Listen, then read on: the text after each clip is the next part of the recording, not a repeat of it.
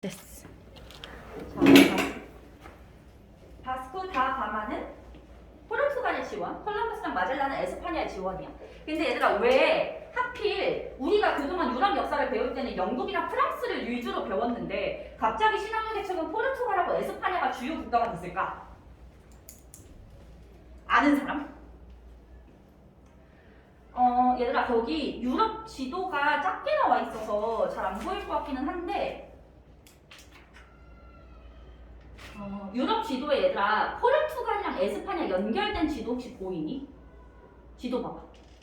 유럽에서 약간 이렇게 좀 이렇게 동그랗게 튀어나온 땅 있지? 이 동그랗게 튀어나온 땅에 포르투갈하고 에스파냐가 있단 말이야. 그럼 얘네들은 튀어나와 있기 때문에 그동안 지중해를 중심으로 교역을 할 때는 유리하겠어, 불리하겠어? 불리하겠지. 왜냐면 여기가 제일 머니까 지중해 중심으로 할 땐 불리했는데 대서양으로 나갈 땐 제일 유리한 거지. 그래서 이제 얘네가 여기서 갑자기 이렇게 갑툭 튀어서 등장을 한다라는 거죠. 그리고 얘들아, 거기 순서대로 바스코 다가마 콜럼버스 마젤란 나와 있지만 요거는 항해 순서가 아니고요. 항해 순서는 이렇게 기억하세요. 콜럼버스가 제일 먼저, 그 다음 바스코 다가마, 그 다음 마젤란, 요 순서대로 항해를 합니다. 거기 나열된 순서랑 조금 다르게. 콜럼버스가 먼저, 그 다음 바스코 다가마, 그 다음 마젤란.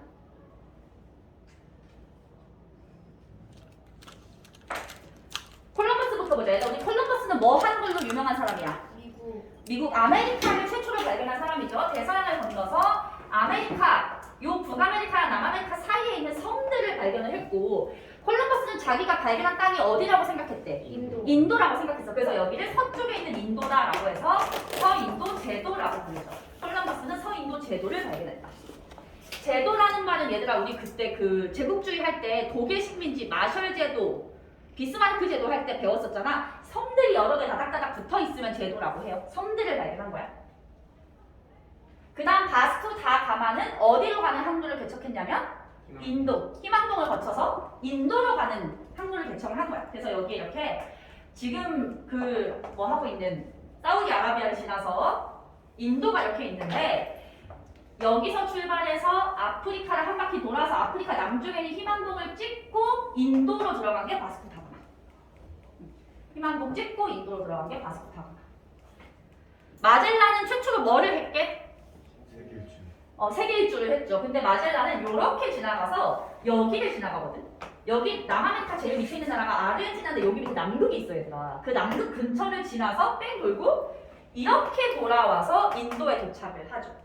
근데 마젤란 같은 경우에는 중간에 죽어요. 죽었기 때문에 거기 보시면 마젤란 함대가 세계 일주에 성공했다는 표현을 쓰는 거지. 마젤란 본인은 세계 일주를 못했고. 이렇게 해서 아메리카랑 아프리카까지 유럽 사람들이 진출할 수 있는 계기가 마련이 됐는데, 그 변화를 보도록 하자 얘들아. 이렇게 신항로 개척을 한 것이 아메리카랑 아프리카에는 좋은 변화였을까? 별로 안 좋은 변화였을까? 좋은 변화는 아니었겠지. 왜냐하면 우리들끼리 잘 살고 있는데 괜히 유럽 애들이 들어와가지고 들쑤시고 막 식민지배를 하고 그랬단 말이야. 그래서 거기 아메리카를 보시면 신항로 개척 이전에 너네가 들어갔던 아스테카 제국이나 잉카 제국이 존재했는데 그 이후에 그 문명을 파괴하죠. 유럽인들이 파괴하고서 거기서 금과 은을 채굴하고 대농장을 경영하고.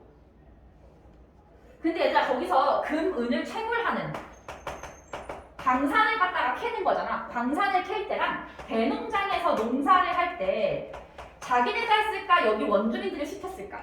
원주민들을 시키는 거야. 근데 원주민들 당연히 뭐 요즘처럼 그냥 뭐 하루에 8시간 일하고 밥 잘 주고 월급 잘 주고 하지 않았겠지. 그 과정에서 엄청난 착취와 심한 노동력 그런 것들 때문에 많은 사람들이 죽죠. 그리고 노동 때문에 죽기도 하지만 그때 전염병이 도는 거야. 유럽에서는 그냥 감기 정도로 지나가는 병이 아메리카 애들한테는 치명적인 병이어서 많은 사람들이 죽게 되죠. 요때 얘들아, 전체 인구의 몇 퍼센트가 죽었냐면 90%가 죽어요. 10명 중에 9명이 죽었어, 원주민 중에서. 어마어마한 숫자지. 근데 유럽 애들한테는 어떤 생각이 드냐면, 아, 우리 때문에 이렇게 많이 죽었구나, 반성해야겠다, 이게 아니라, 아, 그럼 일 시킬 사람 숫자가 줄어드는데 어떡하지? 이 생각을 한 거야. 그래서 그 노동력을 확보하기 위해서 어떻게 하냐면 아프리카에서 노예를 데리고 오죠. 아프리카에서. 그래서 아프리카에서 아메리카로 노예를 보내고, 그 대가로 유럽은 아프리카에 이제 무기 같은 것을 팔고, 이 아메리카에서 생산한 금이나 은 같은 것을 유럽에 가지고 가는 무역이 성립을 하는 거야. 삼각무역이라고 하죠. 삼각형이니까. 얘들아 우리 지난번에 배운 것 중에 삼각무역 한 번 더 있다? 중국이랑 영국이 인도에서 아편했던 그것도 삼각무역이라고 하고 얘도 삼각무역이라고 부르는 거야. 알겠지? 그래서 이 노예를 아프리카에서 데리고 오면서 삼각무역이 성립한다. 이거 그냥 한번 보시면 돼요. 아프리카 두 번째 주제 노예무역 이퀄 삼각무역이고요. 아래 무역의 중심지 변화 한번 보고 유럽에서의 변화. 첫 번째 무역의 중심지는 어디서 어디로 변한다. 원래 지중해를 중심으로 무역을 하다가 무슨 해로 바뀌어? 무슨 바다로? 그래서 양으로 바뀌어. 그러면서 삼각무역이 이루어진다라고 나와 있고요. 두 번째 새로운 문물. 거기 보시면 감자, 담배, 코코아, 옥수수. 얘가 코코아로 뭐 만들게? 코코아로 초콜릿 만드는 거잖아. 그런 게 원래 전 세계에서 유일하게 아메리카에만 있었던 건데 그게 이제 전 세계에 보급이 되기 시작을 하는 거야. 그리고 가격혁명하고 산업혁명 볼게요. 얘들아 우리가 지난주에 시민혁명을 배웠지만 혁명이라는 단어는 그냥 붙여주는 거 아니지? 엄청나게 큰 변화가 생겼을 때 혁명이라고 하잖아. 일단은 가격혁명이라는 건 뭐냐?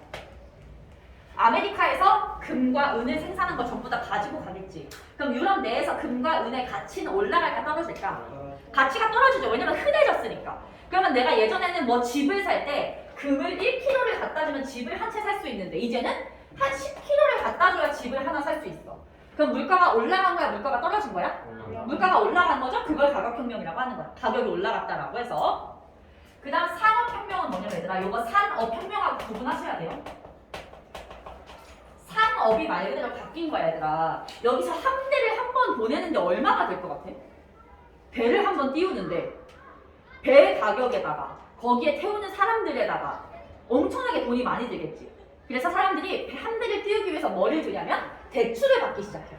대출. 그리고 한 대가 무조건 요 항해에 성공을 한다는 보장이 있어 없어? 없겠지 얘들아. 그렇기 때문에 보험을 들기 시작해. 이런 거 다 들어본 적 있지 얘들아. 대출을 받거나 보험을 들거나. 요거 오늘날에 너네 부모님 다 하시는 것들이잖아. 그치? 이런 오늘날이랑 비슷한 뭐 은행이나 금융의 개념이 생겨났다라고 해서 산업혁명이라고 불러요. 이것들 그냥 이해만 하시면 돼요. 어려운 내용은 아닙니다. 그리고 여기서 또 중요한 것은 은을 갖다가 많이 생산했다고 했잖아. 그래서 은이 유럽에 많이 들어갔어. 근데 유럽 애들은 그 은을 뭐 할 때 사용했냐면 중국이랑 교역할 때 사용해요. 우리가 나중에 명청할 때 배우겠지만 그때 명나라하고 청나라가 은을 갖다 주지 않으면 무역을 안 해줬거든. 그래서 거기 마지막 줄 보시면 은을 매개로 세계적인 교역망이 형성된다. 이렇게 표현을 해요. 은이 있어야 중국이랑 교역을 할 수 있다.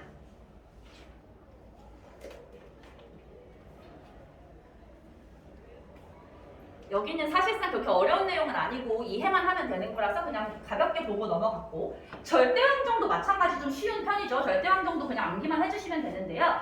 얘들아 일단 절대왕정은 16에서 18세기거든. 근데 얘들아 우리 지난주에 시민혁명을 했잖아. 시민혁명이 어느 나라에서 일어났어? 영국, 프랑스, 미국에서 일어났죠. 영국의 시민혁명은 17세기고요. 미국이랑 프랑스의 시민혁명은 18세기거든. 절대왕정은 왕권이 강한 거야, 약한 거야? 강한 거지. 근데 시민혁명은 왕권을 강화하는 거야, 약화하는 거야? 약화하는 거지. 이때 강해져서 피크 찍은 다음에 바로 떨어지는 그림이라고 생각을 하시면 돼요. 알겠지? 우리가 좀 순서를 바꿔서 배웠으니까 이렇게 설명하는 거야. 자, 절대왕정은 왕권이 엄청나게 강했던 시기인데 절대왕정의 기반이 어떻게 보면 좀 중요하다고 볼 수 있어요. 기반 총 4가지가 있죠. 첫 번째 왕권 신수설. 왕권 신수설 무슨 뜻이야? 왕권은 신이 주신 거다. 신이 수여한 거다. 그러니까 나한테 거역하는 것은 신을 거역하는 거랑 마찬가지다라는 이론을 통해서 이제 왕권을 강화시킨 거지. 우리 지난주에 영국혁명 할 때 이 왕권 신수설을 받아들여가지고 청교도 혁명을 일어나게 한 왕이 있었어. 누구였지? 왕권 신수설 수용해서 제임스 1세랑 찰스 1세. 걔네가 왕권 신수설을 수용한다는 표현이 나왔거든. 요때 거를 그대로 가져가던 애들이라고 보시면 돼요. 그 다음에 두 번째 보시면 반려제랑 상비군이 있지. 얘들아 반려제가 뭔지 알아? 반려제? 얘들아 너네 부모님들 뭐 회사 다니시는 분도 있을 수 있고 공무원이신 분도 있을 수 있잖아. 오늘날 회사랑 공무원의 구조를 설명해 줄게. 보통은 우리가 처음에 입사를 회사에 딱 붙어서 입사를 하면 사원이 돼요. 사원. 그리고 여기서 승진하면 뭐 대리가 되고 뭐 승진하면 팀장이 되고 또 승진하면 뭐 부장이 되고 이렇게 쭉 올라가서 사장까지 가는 거거든 얘들아. 이 중에서 사람 숫자가 제일 많은 건 누굴까? 사원일 때 숫자가 제일 많겠지. 그 다음 대리로 가면 사원보다 숫자가 조금 줄겠죠. 왜냐면 모두가 승진을 하는 건 아니기 때문에. 그럼 대리랑 팀장 중에 누구 숫자가 많을까? 대리 숫자가 많고 팀장도 값도 적어지겠지. 부장은 더 적고 사장은 한 명밖에 없죠. 이렇게 해서 피라미드와 같은 구도를 만드는 게 관료제야. 그러면 얘들아 이렇게 관료제를 만들면 뭐가 좋냐면 이 회사의 제일 높은 회장님은 그 피라미드의 꼭대기에 있다라고 하는 그 위치가 더 견고해지거든. 무슨 말인지 알겠어? 이렇게 피라미드로 올라갈수록 제일 높은 곳에 있는 분의 힘은 더 세져요. 그래서 이렇게 관리들을 이렇게 피라미드 형식으로 배치함으로써 왕권을 강화시키려고 했다라고 생각하시면 돼요. 똑같아. 오늘 우리 지금 관료제 사회에 살고 있는 거야. 너희들이 잘 몰랐겠지만. 상비군은 뭐지? 상비군? 왕이 언제든지. 그치, 왕이 언제든지 부릴 수 있는 군대. 이해돼? 이거 항상 준비, 이거의 줄임말이라고 보면 돼. 항상 준비된 군대. 옛날에 얘들아 너네가 1학기 때 했던 거 막 봉건 사회에서는 기억나니? 쌍무적 계약 관계 때문에 내가 군대가 필요하면은 그 기사한테 나가지고 몇 날 며칠 빌면서 내가 얼만큼 돈을 줄게라고 계약을 해서 군대를 부릴 수 있었지만 요때는 그냥 왕이 언제든지 야 언제 군대 몇 명 불러 하면은 바로 준비된 상태에서 올 수 있는 군대가 있다는 거지. 그럼 당연히 왕권은 강화되겠지. 자, 일단 마지막 중상주의 발표합시다. 중상주의. 다해. 조심히 안 돼요. 이것만 너는 들으면 끝인데 조심히 안 되지? 얘들아 중상주의는 조금 중요해. 일단 얘들아 중상주의의 말 뜻이 무슨 뜻인지 알아? 중상주의. 중상은 상업을 중요시한다라는 뜻이야. 상업을 중요시한다. 상업은 물건을 생산하는 거야? 물건을 파는 거야? 물건을 사고 파는 걸 상업이라고 하죠. 상업. 자, 봐봐 얘들아. 이게 우리나라의 어떤 생산 시스템이고 여기를 나가면 외국이랑 무역을 하는 거야. 외국에서 물건을 팔 땐 들어오겠지. 근데 외국에서 물건을 사올 때 그 나라의 원료를 싸게 수입을 해오고요. 그 원료를 가지고 우리나라에서 물건을 막 생산해. 그리고 완제품을 외국에 수출해. 근데 만약에 다른 나라에서 야 우리나라도 완제품이 있는데 그거 사줘. 완제품을 수입할 상황이 되면 완제품을 수입을 안 해. 이게 중상주의. 왜냐? 잘 봐봐. 우리나라에서 예를 들어 우리나라 삼성 핸드폰 팔잖아. 삼성에서 핸드폰을 파는데 애플 핸드폰이 들어오면 삼성한테 유리해 불리해? 삼성한테 불리하지. 그래서 나라에서 애플 휴대폰 들어오는 걸 막아버리는 거야. 그러면 삼성 입장에서 좋아 안 좋아? 좋은 거지. 그럼 삼성 회장이 이 왕한테 잘하겠어 못하겠어? 잘하겠지. 그걸 노린 거야. 중상주의. 알겠지? 이 나라의 신상공업자들이 왕을 후원하기 시작해요. 그렇게 해서 왕권이 강화되는 거야. 알겠지? 근데 얘가 좀 이상하지 않아? 그럼 만약에 상대 나라가 미국인데 야 우리 너네 나라에서 값싼 원료를 수입하지만 비싼 애플 핸드폰은 수입 안 할게 이러면 미국이 우리랑 교역을 할까? 안 하겠지. 그럼 이 구도면 교역이 안 돼야 정상이잖아. 근데 어떻게 교역을 할 수 있었을까? 상대 국가가 식민지니까 이게 가능한 거야. 식민지니까 얘네가 손해를 보면서도 할 수밖에 없는 거지. 무슨 말인지 알겠어? 그래서 요거를 할 수 있으려면 기본적으로 식민지가 좀 있었어야 된다.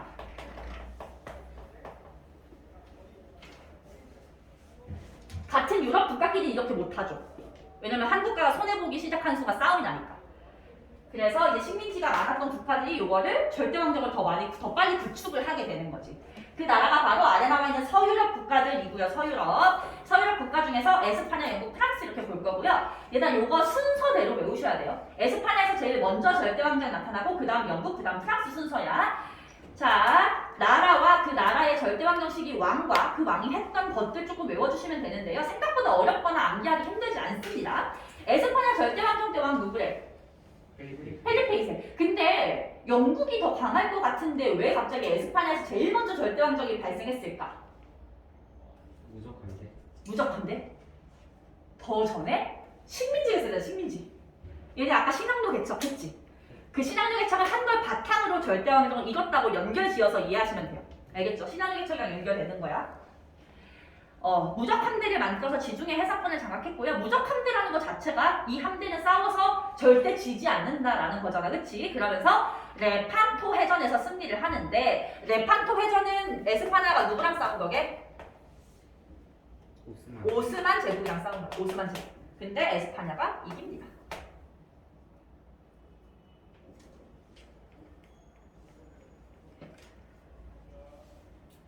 근데 이 무적함대, 오스만 제국이랑 싸워서 승리할 정도로 강한 무적함대를 깨부순 나라가 어디야? 영국. 그러면서 그 절대왕정이 영국한테 넘어가죠. 영국 절대왕정 시기의 왕이 누구? 엘리자베스 1세. 여왕이죠, 여왕. 무적함대를 격파하면서 해상권을 장악합니다. 사실 얘들아, 영국의 왕이 여왕이 됐을 때 전 세계 모든 나라가 조금 무시를 했어. 야, 그래도 여자가 왕인데 전쟁하면 지지 않겠어? 이러면서 펠리페 2세가 거들먹거리면서 막 무적함대를 보낸 거야. 근데 그거를 이 여왕이 깨는 순간부터 아, 여왕이라고 무시하면 안 되겠다라고 하면서 다들 머리를 조아리게 된 상황이었거든. 사실은 펠리페 2세한테 좀 비밀이 있었어요, 얘들아. 엘리자베스 1세가 처음 여왕이 됐을 때 누구라도 그 여왕하고 결혼을 하고 싶을 거 아니야. 내가 왜냐면 영국 왕이랑 결혼하면 내가 영국 왕이 되는 거니까. 그때 제일 엘리자베스 1세한테 구혼을 많이 한 게 펠리페 2세였대. 결혼해달라고. 근데 엘리자베스 1세가 깐 거야. 그래서 열받아서 무적함대를 보냈다는 썰도 있어요. 어쨌든 간에 그 까이고 나서 무적함대 격파 당하고 엘리자베스 1세 때는 여러분 요거 한번 체크해 볼까요? 모직물 등 국내 산업 육성. 모직물 등 국내 산업 육성. 모직물이 뭐 만드는 거지? 양털 만드는 거지. 옷 만드는 재료. 얘들아, 이 모직물 산업을 바탕으로 영국에서 어떤 변화가 발생했어? 산업혁명, 그치? 모직물 산업을 육성해서 돈을 많이 벌어놓은 그 자본으로 산업혁명 시작한다. 우리 지난주에 배웠었지, 그치? 그리고 인도의 동인도 회사 설립한 것도 엘리자베스 1세 때였습니다. 넘어가서 프랑스 볼게요. 프랑스 루이 14세. 우리 지난주에 프랑스 혁명 배웠을 때는 왕이 누구였어? 루이 16세. 걔네 증조 할아버지입니다. 스스로 태양 왕이라고 칭했어요. 나는 태양과 같은 왕이다 라고 불렀었고, 콜베르 이름 체크했고, 콜베르는 재상인데요. 이 루이 14세가 정말 아꼈던 신하인데 이 콜베르가 뭘 잘했냐? 이 중상주의. 요 중상주의 경제정책을 완전 잘해가지고 돈을 되게 많이 번 거야.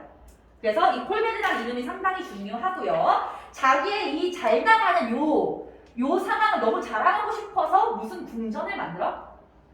베르사유 궁전을 만든 것도 루이 14세. 근데 얘들아, 베르사유 궁전 만들 때 돈이 한두 푼 든 게 아니겠지. 그래서 이때부터 재정상으로 문제가 생겨나게 되고 그 문제가 시간이 지날수록 쌓여가다가 결국은 자기의 후손이었던 루이 16세 때 프랑스 혁명이 터진다고 보셔도 돼요. 알겠지? 자, 서유럽은 이렇게 세 나라를 봤어요. 얘들아, 서유럽 절대왕정은 가장 기본적인 내용인데 동유럽으로 넘어가요. 동유럽. 윤태야, 이제 퀴즈 보면 돼. 얘들아, 동유럽에는 거기 보시면 나라가 러시아, 프로이센, 오스트리아 있는데 오스트리아는 안 보셔도 되고요. 프로이센 뭘까? 프로이센이 오늘날에 어디? 독일이지, 독일. 얘들아, 우리 지난주에 독일이 통일할 때 프로이센 중심으로 했었고 독일 통일을 주도했던 프로이센의 재상이 누구였어? 아니야. 독일 지난주에 배운 거 19세기 독일 통일을 주도했던 프로이센 재상 비스마르크의 무슨 정책? 철혈 정책. 그 사람이랑 연결되는 같은 국가야. 얘가 더 옛날인 거죠. 절대왕정때 왕은 프리드리 2세인데 일단 러시아 표트르 대제부터 볼게요. 러시아의 표트르 대제는 밑줄 칠게요. 서유럽의 문화와 제도를 적극적으로 수용하고자 했어요. 왜냐면 서유럽이 더 발전됐고 서유럽이 더 잘 살거든. 그래서 이 사람은 자기가 황제인데도 불구하고 일반인으로 분장한 다음에 서유럽 공장의 노동자로 취직하기로 했어. 그 기술을 배워오기 위해서 그런 사람이었고 거기 보시면 스웨덴하고 전쟁을 합니다. 스웨덴 어디부터 있는 나라인지 알아 얘들아? 스웨덴? 유럽의 북쪽에 있어. 유럽의 북쪽에 이렇게 유럽이 있으면 여기 붙어 있고요. 요 옆으로 러시아가 있는 거야. 그래서 나름 북쪽에서는 치열하게 둘이 싸웠었다. 영토 분쟁을 했었다. 가볍게 보시고 자신의 이름을 따서 도시를 건설하죠. 그 도시의 이름은 상트 페테르부르크. 얘들아 이거 봐봐. 표트르 되잖아. 표트르가 러시아 발음으로 표트르인데 영어식 발음으로 바꾸면 피터거든. 얘 이름 그냥 피터인 거야. 얘들아. 피터. 상트 페테르부르크를 영어로 쓰면요. 피터스 부르크. 부르크는 도시라는 뜻. 세인트 피터스 부르크. 상트 페테르부르크 뜻은 성스러운 표트르 대제의 도시. 이런 뜻인 거야. 그러니까 완전 자기 이름을 딴 거죠. 지금 러시아의 수도는 모스크바지만 제2의 도시가 상트페테르부르크죠. 프로이센으로 넘어가서 프리드리히 2세 때 봅시다. 밑줄 국가 제1의 심부름꾼. 얘들아 반장 선거에 누가 나왔는데 반장 선거 1번 후보가 나와가지고 야 내가 반장 되면 너네 다 내 말 잘 들어라 라고 했어. 근데 2번 후보가 나와가지고 내가 반장이 되면 너희들의 심부름꾼이 되어서 너희가 어려운 건 다 도와줄게 라고 했어. 1번이랑 2번 중에 누가 더 겸손한 것 같아? 2번이 더 겸손한 거죠. 우리 프리드리히 2세에 대해서는 약간 겸손한 왕이라고 생각을 하시면 됩니다. 이게 되게 독특한 거예요. 왜냐면 절대 왕정이라는 개념 자체가 왕권이 어떤 거? 엄청 강한 건데 강한 왕이 내가 국민들의 심부름꾼이다라고 하는 조금 이상한 상황이죠. 되게 독특한 케이스로 기억을 하시면 되고요. 오스트리아하고 전쟁을 해서 슐레지엔 지방을 차지한다. 가볍게 체크하시고 이 프리드리히 2세가 제일 부러워했던 왕이 누구냐면 루이 14세였어. 왜냐면 나는 국가 제1의 심부름꾼이라고 하는데 쟤는 자기를 태양왕이라고 하잖아. 얼마나 부럽겠어. 그래서 루이 14세를 따라서 궁전을 하나 만들어요. 아까 루이 14세가 만든 궁전의 이름이 뭐였지? 베르사유 궁전. 그걸 따라해서 상수시 궁전을 건립합니다.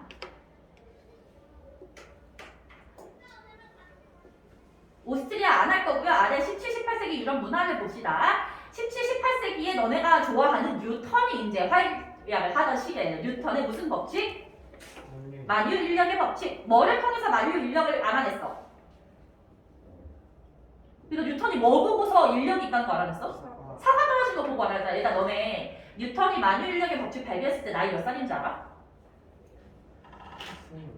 17살이었어. 2년 남았어. 2년. 1년을 바꿀 수 있는 시간 2년 남았어. 어쨌든 그런 사람이었고요. 농담이고요. 뉴턴은 17살에 만유 인력의 법칙을 발견했으면 어릴 때부터 엄청 떼돈을 벌었을 거 아니야. 그래서 나중에는 뭐 하고 살았는지 알아? 너네가 지금 하는 주식 있죠, 주식. 주식 투자를 해서 또 엄청난 부자가 됐대. 그래서 이 사람이 과학적으로 산 건 되게 짧구나라는 걸 쌤도 좀 최근에 알았는데 이 사람이 활동한 것이 요 절대왕정 시기였던 것이고 뉴턴의 이렇게 어떤 과학에서 인류 역사에 남을 만한 발견들을 한 것을 과학혁명이라고 한다. 체크만 하시고요. 과학혁명. 철학적으로는 계몽사상 체크할게요. 계몽사상. 얘들아 우리 지난주에 계몽사상이 어떤 사건에 영향을 줬다고 배웠지? 계몽사상이 미국 독립혁명과 프랑스 혁명에 영향을 줍니다. 계몽사상의 내용은 괄호 안에 보시면 무지와 미신을 타파하고 불합리한 제도와 전통의 개혁을 주장한다라고 나와 있어. 무지가 뭐게? 무지? 멍청한 거, 모르는 거, 무식한 거, 미신 이런 거 없애야 된다. 이성적으로 판단해서 사람이 불합리한 것은 좀 깨트릴 줄 알아야 된다라고 생각을 한 거야. 그러니까 불합리한 구제도의 모습 같은 걸 깨는 데 영향을 주는 거거든. 거기 보시면 대표적인 인물로 몽테스키우 외 루소 나와 있고요. 자유유권의 계몽사상 날개당 보시면 몽테스키우의 국가 권력을 입법, 사법, 행정에 셋으로 나누어야 한다라고 했지. 이거를 무슨 분립이라고 하게? 삼권 분립이라고 하죠. 혹시 삼권 분립이 반영된 헌법 기억나십니까? 미국의 연방헌법이어서 미국 독립혁명 결과 영향 줬다는 거 알겠지? 지금 우리 시험범위 안에서 다 연결되는 내용들인 거야 얘들아. 그 다음 루소 볼게요. 루소. 국가는 사회 계약을 통해서 만들어졌다. 따라서 정부는 모든 사람이 보편적으로 원하는 것을 실천해야 한다. 얘들아 국가는 사회의 계약으로 만들어졌어. 왕권은 신이 준 것이 아니고 국민들이 원하는 것을 도와주기 위해서 존재한다는 거야. 왕권 신수설하고 같은 뜻이야? 반대 뜻이야? 반대 뜻인 거죠. 그러니까 이게 프랑스 혁명에 영향을 줘서 공화정이 수립이 되는 거야. 알겠지?